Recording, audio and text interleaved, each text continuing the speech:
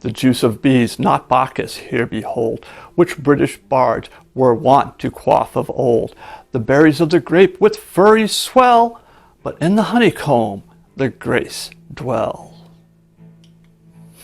Hello and welcome back. I'm Dave Hodgkins, and thanks for coming by to hang out. Come for the mead, stay for the toasts.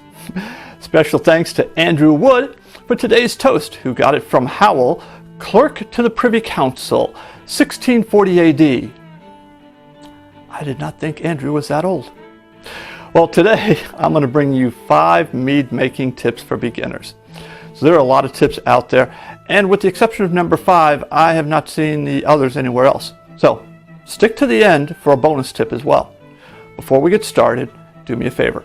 That's right, smash the like button and don't forget to subscribe.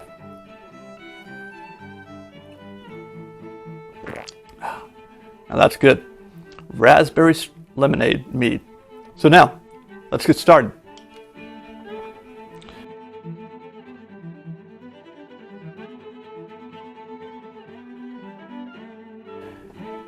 And our first tip, when I'm making a 5-gallon batch of mead, I will need about 24 bottles to bottle it once it's ready.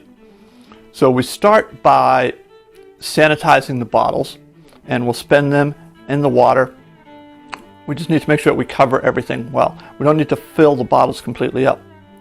Now for drying it, I'll take some of that sanitizer water, I'll spray down the inside of my dishwasher, and now I've got some place to dry my bottles.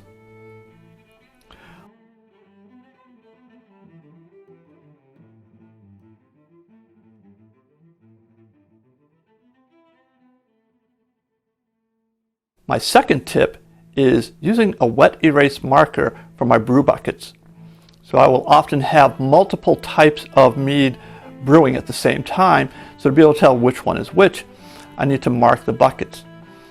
Well, I don't want to use a dry erase marker because you brush up against it and it's gone. And a permanent marker takes too much to get off of, but a wet erase marker, you can brush up against it, it stays fine, and it washes off really easy so that it can be used again.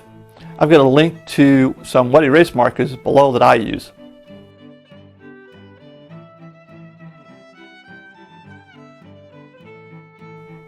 Now I do use permanent markers for the corks though. I don't like to put labels on my bottles. Some people do. That's great. I prefer not to because I like to easily reuse my bottles, but I need to know what's in what bottle, so I will put the initial of the mead on the cork, and I'll use a permanent marker to do that. My fourth tip, placing brew buckets in a bathtub. I was out with some friends and we were making mead, and my buddy made a 5-gallon batch of mead and had a very active fermentation. Well, he took that bucket and he put it into his pantry, and after a while it was so active it blew the top and made a mess everywhere.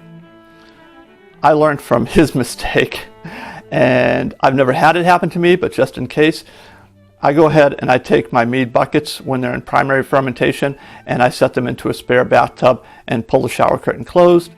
If it does happen to explode, it's not going to make a mess everywhere, and the mess that it does make will be very easy to clean up.